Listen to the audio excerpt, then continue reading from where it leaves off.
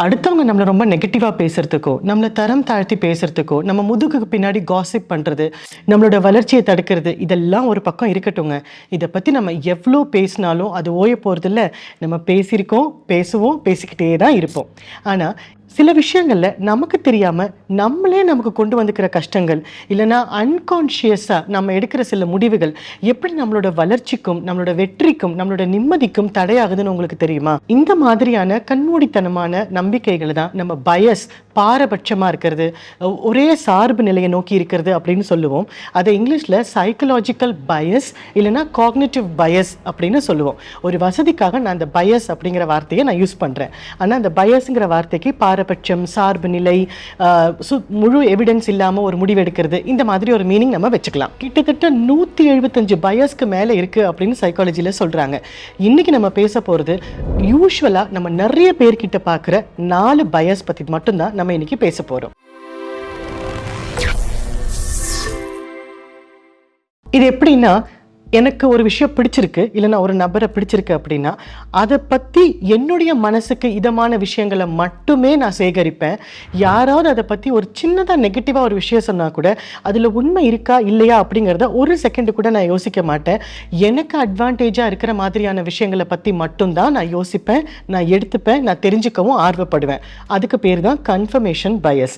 இப்போ இது எப்படி நம்ம வாழ்க்கையில் நம்ம அஃபெக்ட் பண்ணோம் அப்படின்னா 4 விதமாக அஃபெக்ட் பண்ணுங்க. முக்கியமாக நம்ம ரிலேஷன்ஷிப்பை அஃபெக்ட் பண்ணும். எப்படின்னா, முதல்ல நம்ம ஒரு ஃப்ரெண்டோ இல்லைனா ஒரு பார்ட்னரோ ஒரு ஸ்பௌஸோ நம்ம சூஸ் பண்ணும்போது துரதிர்ஷ்டவசமாக ஒரு நெகட்டிவான ஒரு ஃபேமிலியிலேருந்தோ இல்லை நெகட்டிவான ஒரு சிச்சுவேஷன்லேருந்தோ நீங்கள் வந்திருக்கீங்கன்னா அது நம்மளால் சகிச்சுக்க முடியும்னு மறுபடியும் அதே மாதிரி நெகட்டிவ் பேட்டர்ன் உள்ள ஆளுக்கிட்டேயே ஒரு பாசிட்டிவ் விஷயத்தை கண்டுபிடிச்சி ரொம்பவே கஷ்டமான ஒரு ரிலேஷன்ஷிப்பில் அடிக்கடி போகிறது ஒரு பேட்டர்னாக மாறுறதை நம்மளால் பார்க்க முடியுது. இதில் எப்படி நமக்கு தேவையான பாசிட்டிவான விஷயங்களை மட்டுமே நம்ம ஃபோக்கஸ் பண்ணி பார்க்குறோமோ, அதே மாதிரி ஒரு விஷயம் நமக்கு பிடிக்கல, ஒரு நபர் நமக்கு பிடிக்கல அப்படின்னா அதை ப்ரூவ் பண்ணுறதுக்காக அதை பற்றின நெகட்டிவ் விஷயங்களை மட்டுமே ஃபோக்கஸ் பண்ணி நம்ம கலெக்ட் பண்ணுற இன்ஃபர்மேஷன் எல்லாம் நமக்கு ப்ரூவ் பண்ணுற மாதிரி நெகட்டிவாகவே நம்ம கலெக்ட் பண்ணுறதும் அந்த ரிலேஷன்ஷிப்பை நம்மளால் சரியாக மெயின்டைன் பண்ண முடியாமல் போகிறதும் இல்லை ஒரு நல்ல வாய்ப்பை கூட தவற விடுறதுக்கும் நிறைய வாய்ப்பு இருக்குது. அடுத்தது ஹேலோ எஃபெக்ட். இதை உங்களுக்கு நல்ல கிளியராக சொல்லணும் அப்படின்னா நம்ம வடிவேலு சார் தான் ஹெல்ப்பை கூப்பிடணும்.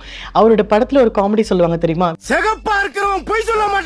சில விஷயங்கள்லையோ இல்லை சில நபரை பற்றியோ நமக்குன்னு ஒரு கருத்து இருக்கும் இல்லையா, ஒப்பீனியன் இருக்கும் இல்லையா, அது சில அளவுகோலை வச்சு நம்ம நிர்ணயம் பண்ணியிருப்போம். அந்த மாதிரி நிர்ணயத்துக்குள்ளேயோ இல்லை நம்மளோட அளவுக்கூறுக்குள்ளேயோ வர்றவங்களை மட்டும்தான் நம்ம நல்லவங்கன்னு ஒத்துப்போம், இல்லைன்னா நமக்கு செட் ஆகும்னு ஒத்துப்போமே தவிர இன்னொருத்தர்கிட்டையோ இல்லை இன்னொரு சம்பவத்திலையோ நமக்கு நன்மைகள் இருக்குன்னு தெரிஞ்சா கூட நம்மளால அது ஓப்பன் மைண்ட் செட்டோட நம்மளால அதை பார்க்க முடியாது. அதுக்கு பேர் தான் ஹேலோ எஃபெக்ட். நம்மள நிறைய பேருக்கு நம்மளையும் அறியாமல் இந்த ஹேலோ எஃபெக்ட் அப்படிங்கிற ஒரு கன்ஃபர்மேஷன் பயஸ் நம்ம கிட்ட இருக்கதாங்க செய்யுது. அடுத்தது விஷுவல் திங்கிங் அப்படின்னு சொல்லுவோம். இது எப்படின்னா, இப்போ எனக்கு ஒரு விஷயம் பிடிச்சிருக்கு அப்படின்னா அந்த விஷயத்தை பற்றியே நான் ரொம்ப அப்சஸ்டாக அதை பற்றியே நான் ரொம்ப யோசிச்சுட்டே இருந்து அது நடந்து முடிஞ்சிருச்சுங்கிற நம்பிக்கைக்கும் நான் வந்து அது முடிஞ்சதுக்கப்புறம் மற்றவங்கெல்லாம் எப்படி பிஹேவ் பண்ணுவாங்கிறதையும் நான் நம்பி அதுக்கேற்ற மாதிரி என்னுடைய கான்வர்சேஷனோ இல்லை என்னுடைய பிஹேவியரையோ சுபாவத்தையோ நான் வெளிப்படுத்துறது தான் இந்த விஷுவல் திங்கிங். நிறைய பேருக்கு இந்த சுபாவம் ரொம்ப குழப்பமானதாக இருக்கும். இவங்க என்ன யோசிச்சுட்டு இப்படி பேசுகிறாங்க அப்படிங்கிறது அந்த ரிலேஷன்ஷிப்பில் ஒரு கிளாரிட்டியே இல்லாமல் இருக்கும். அடுத்தது இப்போ நீங்கள் பார்த்துருப்பீங்கல்ல, ஒரு பர்டிகுலர் ஃபோன் வச்சுருந்தா தான் நம்ம அந்த கேட்டகரிக்குள்ளே இருக்கிற ஆளுங்க, இல்லைனா ஒரு பர்டிகுலராக ஒரு புது எலக்ட்ரானிக் ஐட்டம்ஸ் நம்ம வச்சுருந்தா மட்டும்தான் நம்ம அந்த ரிச் சொசைட்டிக்குள்ளே இருக்க முடியும், இல்லை அப்போ தான் நான் ரொம்ப ஸ்டைலாக ஃபீல் பண்ண முடியும், அப்போ தான் வந்து என்ன எல்லோரும் அக்செப்ட் பண்ணுவாங்க அப்படிங்கிற ஒரு குரூப்பை நோக்கி, இல்லை ஒரு குரூப்புக்குள்ளே நான் ஃபிட் ஆகணும் அப்படிங்கிற கம்பல்ஷனில் என்னோட எக்கனாமிக் ஸ்டேட்டஸ் என்ன, என்னால் இது முடியுமா, எனக்கு இது தேவையா, எனக்கு இது அவசியமானதா அப்படிங்கிற விஷயம் எதுவுமே யோசிக்காமல், இல்லை அவங்க வச்சுருக்காங்க அதனால் நான் இருக்கணும், இப்படி இருந்தால் மட்டும்தான் எனக்கு சொசைட்டியில் மதிப்பு கிடைக்கும் அப்படிங்கிற மாதிரி ஒரு நம்பிக்கையை நம்ம உருவாக்கிக்கிறது பேர் தான் பேண்ட் வேகன் எஃபெக்ட் அப்படின்னு சொல்லுவோம். இதில் 2 விஷயம் இருக்குது. ஒன்று, ஒரு குரூப் ஆஃப் பீப்புள் ஒரு விஷயத்தை பண்ணுறதுனாலேயே அது மட்டும்தான் சரி அப்படின்னு நம்ம நினைக்கிறது எப்படியோ அதே மாதிரி, ரெண்டாவது, ஒரு குரூப் ஆஃப் பீப்புளோ இல்லை யாராவது ஒருத்தரோ இந்த விஷயத்தை ட்ரை பண்ணி அவங்க பயங்கர தோல்வி அடைஞ்சிட்டாங்கன்னா அந்த விஷயத்துக்கு உண்டான பாசிட்டிவான விஷயம் உங்ககிட்ட இருந்தால் கூட அதை எடுத்துக்காம இல்லை அவங்கெல்லாம் பண்ணி தோத்துட்டாங்க அதனால் கண்டிப்பாக உன்னாலையும் அதை ஜெயிக்க முடியாது, உனக்கு முன்னாடி எத்தனையோ பேர் இது பண்ணி தோத்து போயிருக்காங்க அப்படிங்கிற மாதிரியான ஒரு தேவையில்லாத ஒரு கம்பேரிசனோ வரதுனாலையும் நம்மளுடைய வளர்ச்சியும் நிம்மதியும் வெற்றியும் பயங்கரமா அஃபெக்ட் ஆகிறதுக்கு சான்ஸ் இருக்கு. மூணாவதா காமனா நம்ம எல்லார்கிட்ட இருக்கிற பயஸ், இதுக்கும் நம்ம வடிவேலு சார் தான் ஹெல்ப் கூப்பிடணும். அந்த மாதிரி தான் இதுக்கு பேரு ஆக்டர் அப்சர்வர் பயஸ்னு சொல்லுவோம். ஒரே விஷயம் தான், ஒரே நபர் தான், ஆனா நான் எந்த கோணத்திலேருந்து அதை பார்க்குறேன் அப்படிங்கிறத பொறுத்து தான் என்னுடைய ஜட்ஜ்மெண்ட்ஸும் என்னுடைய ஒப்பீனியனும் இருக்கும். இப்போ உதாரணத்துக்கு நான் ஆஃபீஸ்க்கு லேட்டாக வரேன் அப்படின்னா நான் வந்து டிராஃபிக் ஜாமில் மாட்டிட்டேன் அப்படின்னு சொல்லலாம். இல்லை நான் எங்கேயோ ஃபாரின் போயிட்டு வந்திருக்கேன், ஃப்ளைட்டில் வந்ததுனால ஜெட்லாக்னால நான் 2 நாள் லீவ் எடுத்தேன் அப்படின்னா என்னுடைய தரப்புலேருந்து நான் வைக்கிற வாதம் என்னுடைய சைட்லேருந்து இருக்கிற டிஸ்கம்ஃபர்ட் பற்றி மட்டும்தான் இருக்கும்.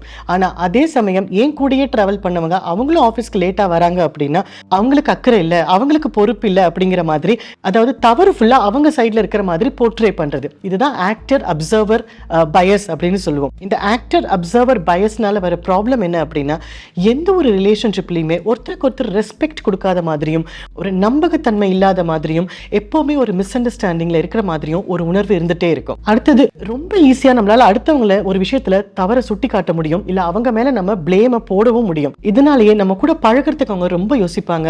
அவங்க கிட்ட போனால் ஏதாவது தப்பு சொல்லிட்டே இருப்பாங்கப்பா, அவங்க எதையுமே புரிஞ்சுக்க மாட்டாங்க, ஏதாவது தப்பு சொல்லிட்டே இருப்பாங்க அப்படிங்கிற மாதிரி நமக்குள்ள இருக்கிற ரிலேஷன்ஷிப்லாம் ஒரு ஸ்ட்ரெயின் வரத்துக்கு நிறைய சான்ஸ் இருக்கு. அடுத்தது நம்மள நிறைய பேருக்கு நிறைய சமயத்தில் வரக்கூடிய இந்த பயஸ் தான். ஏன்னா நமக்கு ஒரு வெற்றி கிடைக்கல அப்படின்னா அடுத்தவங்க மேலே பழி போடுறது, இல்லைன்னா வெளியில் இருக்கிற காரணங்கள் மேலே பழி போடுறது. எனக்கு ராசி இல்லை அதனால தான் நான் பண்ண முடியல, அவங்களாம் ரொம்ப அதிர்ஷ்டசாலி அதனால தான் அவங்களுக்கு கிடைக்குது, எனக்கு வந்து இது அமையல அவங்களுக்கெல்லாம் இந்த சுச்சுவேஷன் அமைஞ்சிருக்கு அப்படின்னு நம்மளோட தோல்விக்கோ இல்லைன்னா நம்மளோட சங்கடத்துக்கோ அடுத்தவங்களையே நம்ம பிளேம் பண்ணுறது தான் செல்ஃப் சர்விங் பயஸ். நம்ம பிரெயின் வந்து நம்மளை சந்தோஷமாக வச்சுக்கிறதுக்காக நம்ம கிட்ட இருக்கிற குறைகளையோ சுட்டி காட்டாமல், நம்ம கிட்ட இருக்கிற குறைகளை எப்படி நம்ம நிவர்த்தி பண்ணிக்கணுங்கிறத காட்டாமல் அடுத்தவங்க கிட்ட இருக்கிற குறைகளை மட்டுமே பிரத்யேகமாக பெருசாகி காட்டுறது தான் இந்த செல்ஃப் சர்விங் பயஸ். இந்த 4 பயஸும் யூஸ்வலாக நம்ம எல்லார்கிட்டையும் ஏதோ ஒரு தருணத்தில் நம்மளையும் அறியாமல் நம்ம மைண்டில் வந்துடும்.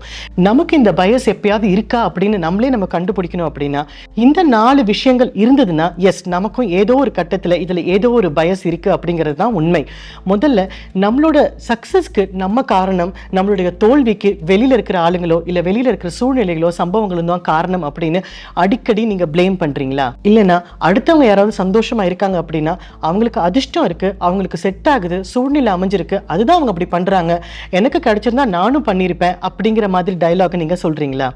மூணாவது, எப்பயுமே நான் சொல்கிறது கரெக்டாக தான் இருக்கும் ஆனால் அடுத்தவங்களுக்கு தான் அதை சரியாக பிரித்து பார்க்க தெரியல அப்படிங்கிற டைலாகை நீங்கள் சொல்கிறீங்களா? கண்டிப்பாக என்னோட ஒப்பீனியன் தான் எல்லாருக்குமே இருக்கும், நான் என்ன சொல்கிறேனோ அது கரெக்டாக தான் இருக்கும், எல்லாருக்கும் அதே ஐடியா தான் இருக்கும் அப்படிங்கிற மாதிரியான ஒரு ஒப்பீனியனேட்டட் ஃபீலிங் உங்களுக்கு இருக்குது அப்படின்னா கண்டிப்பாக உங்களுக்கும் இதில் ஏதோ ஒரு பயஸ் இருக்குன்னு அர்த்தங்க. இந்த மாதிரி டைலாக்ஸ்லாம் நம்ம சொல்கிறோம் அப்படின்னா இன்றைக்கி நம்ம டிஸ்கஸ் பண்ண 4 பயஸில் ஏதாவது ஒன்றாவது எனக்கு இருக்கா அப்படின்னு பார்த்துட்டு அதுலேருந்து எப்படி பெட்டர் ஆகணும்னு நம்ம பார்க்க முடியும். இதுலேருந்து நம்ம எப்படி பெட்டர் ஆக முடியும் அப்படின்னா ஒன்றும் இல்லைங்க, இந்த மாதிரியான பயஸ் எல்லாம் நம்ம அன்கான்ஷியஸாக நம்மளையும் அறியாமல் நம்ம எடுக்கக்கூடிய முடிவுகள். அதே நம்ம கொஞ்சம் கான்ஷியஸாக இல்லை இந்த 3 ஸ்டெப் இனிமேல் எந்த முடிவு எடுக்கிறதுக்கு முன்னாடியும் இந்த 3 ஸ்டெப்பு நான் பண்ணுவேன் அப்படிங்கிற தெளிவு வரும்போது நம்மளால் இந்த மாதிரி அன்னெசரி பயஸ்லாம் மாட்டிக்காமல் இருக்க முடியும். முதல்ல நம்ம பண்ண வேண்டியது செல்ஃப் அவேர்னஸ். இல்லை எனக்கு இந்த மாதிரியான ஒரு அவசரப்பட்டு நான் முடிவெடுக்கிற குணம் என்கிட்ட இருக்குது, நான் தீர விசாரித்து எல்லாமே சரியாக இருக்கான்னு பார்த்து அப்புறம் தான் நான் பண்ணுவேன், இந்த மாதிரி அவசரப்பட்டு இனிமேல் நான் முடிவெடுக்க மாட்டேன் அப்படிங்கிற அந்த செல்ஃப் அவேர்னஸ். ரெண்டாவது, இன்னொருத்தர் ஏதாவது ஒப்பீனியன் சொன்னாங்கன்னா கண்டிப்பாக ஒரு ஓப்பன் மைண்ட் செட்டோட நான் அந்த ஒப்பீனியன் என்னன்னு கேட்பேன். எனக்கு அட்வைஸ் பண்ணும்போது அதில் ஒரு பாயிண்டாவது எனக்கு தேவையானது இருக்கா அப்படிங்கிறத நான் பார்ப்பேன் அப்படிங்கிற அந்த ஓப்பன் மைண்ட் செட் தான் ரெண்டாவது. மூணாவது, எல்லாரோட ஐடியாஸுக்கும் நான் இம்பார்ட்டன்ஸ் கொடுப்பேன். ஒரு விஷயத்தை நான் டிஸ்கஸ் பண்ணும்போதோ இல்லை ஒரு விஷயத்தை நானே எனக்கு யோசிக்கும் போதோ மாறுபட்ட கோணங்கள்லேருந்து எல்லா ஆங்கிள்லேருந்தும் எல்லா பர்செப்ஷன்ஸையும் எல்லா கோணங்களையும் நான் பார்ப்பேன், நான் வரவேற்பேன். அதே மாதிரி எல்லாத்துல இருக்கிற ப்ளஸ் பாயிண்ட் நெகட்டிவ் பாயிண்ட்டை நான் பார்த்து எது எனக்கு சூட் ஆகுமோ அதுக்கப்புறம் தான் அந்த முடிவை நான் எடுப்பேன் அப்படிங்கிற அந்த தெளிவு இந்த ஸ்டெப்ஸில் நம்ம பண்ணோம் அப்படின்னா கண்டிப்பாக இந்த மாதிரி தேவையில்லாத அன்னெசரி பயஸ்லேருந்து நம்மளால வெளியில் வர முடியும். இந்த டாபிக் உங்களுக்கு பிடிச்சிருந்ததுன்னா சொல்லுங்கள், நம்ம இது மாதிரி இன்னும் நிறைய இன்ட்ரெஸ்டிங்கான பயஸ் பற்றி நம்ம பேசலாம். Thank you so much, all the best.